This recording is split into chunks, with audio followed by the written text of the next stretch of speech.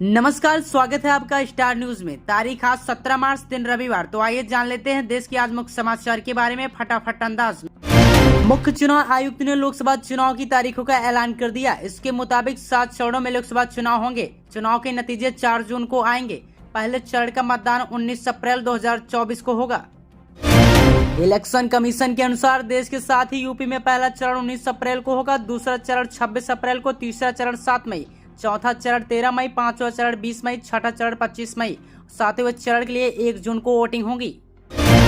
बिहार में लोकसभा की 40 सीटों पर चुनाव 7 चरणों में होंगे। पहले चरण के लिए 28 मार्च को नोटिफिकेशन होगा, 19 अप्रैल को चुनाव होगा। बिहार में 2 अप्रैल तक नामांकन होगा क्योंकि बिहार में होली है। दूसरे चरण का चुनाव 26 अप्रैल को होगा। तीसरे चरण का चुनाव 7 मई को होगा। 13 मई को चौथे चरण का चुनाव होगा।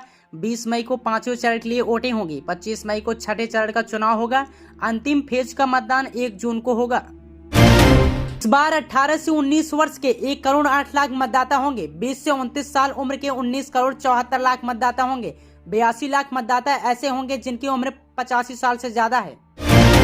पीएम नरेंद्र मोदी ने शनिवार को कहा, जब से पीएम सूर्य घर मुफ्त बिजली स्कीम की शुरुआत हुई है तब से लेकर अब तक इस स्कीम के तहत 1 करोड़ से ज्यादा लोग अपना रजिस्ट्रेशन करवा चुके हैं। वजीर आजम ने social media platform x handle पर पोस्ट किया, जिसमें उन्होंने बताया कि मुल्क के अलग अलग हिस्सों में इस स्कीम के तहत रजिस्ट्रेशन का अमल शुरू किया जा चुका है।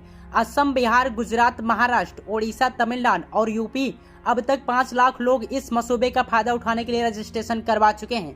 प्रधानमंत्री ने कहा, अब तक जिन लोगों ने इस स्कीम का फायदा उठाने के लिए रजिस्ट्रेशन नहीं करवाया है उन्हें भी रजिस्ट्रेशन करवा लेना चाहिए। मतदान की तारीखों का ऐलान होने के साथ ही पूरे देश में आचार संहिता लागू हो गई है। आचार संहिता चुनाव के नतीजे आने तक लागू रहेंगे। इस दौरान राजनीतिक दलों पर कई तरह की पाबंदियां रहेंगी। इस दौरान संबंधित सरकार किसी भी नई योजना का ऐलान नहीं कर सकती है। भारत जोड़ो न्याय यात्रा के दौरान राहुल गांधी महाराष्ट्र के थाने में जनभाली नाका के पास लोगों को संबोधित कर रहे थे। इस दौरान उन्होंने आरोप लगाया कि चुनावी बांड योजना अंतर्राष्ट्रीय स्तर का जबरन वसूली रैकेट है। केंद्र सरकार ने साल 2019 में पास हुए नागरिकता संशोधन कानून अधिनियम लागू कर दिया है। इसको लेकर विरोध भी देखने को मिल रहा है और आलोचक सुप्रीम कोर्ट भी पहुंच रहे हैं। इसी क्रम में AIMIM के चीफ और हैदराबाद से सांसद असुद्दीन ओवैसी ने भी सुप्रीम कोर्ट का दरवाजा खटखटाया। सर्वे न्यूज 18 ने अपने चैनल पर दावा किया कि इस बार के चुनाव में एनडीए गठबंधन 411 सीटों पर जीत दर्ज कर सकती है। दावा किया गया है कि 543 सीटों वाली लोकसभा में अकेले भाजपा 350 के आंकड़ों को पार कर सकती है। ऐसा होता है तो पिछले लोकसभा चुनाव की तुलना में इस बार भाजपा करीब 47 सीटें ज्यादा जीतेंगी। हालांकि दावा यह भी किया जा रहा है कि भाजपा अपने अकेले के 370 सीटों के आंकड़े से पीछे रह सकती है।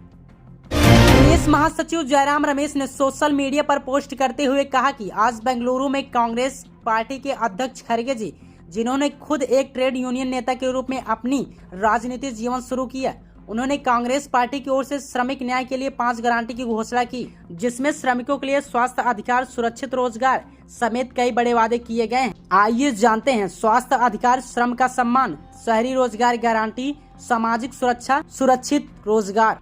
इंडियन ऑयल ने लक्षद्वीप में पेट्रोल डीजल की कीमतों में बड़ी कटौती की है। इससे वहां कारोबार को बढ़ाने में मदद मिलेगी। कीमतों में 15 रुपए लीटर तक की कटौती की गई है, जिससे पेटीएम पेमेंट बैंक की कई सेवाएं बंद हो गई हैं। बता दें कि भारतीय रिजर्व बैंक ने 15 मार्च 2024 के बाद पेटीएम पेमेंट बैंक पर प्रतिबंध लगा दिया है।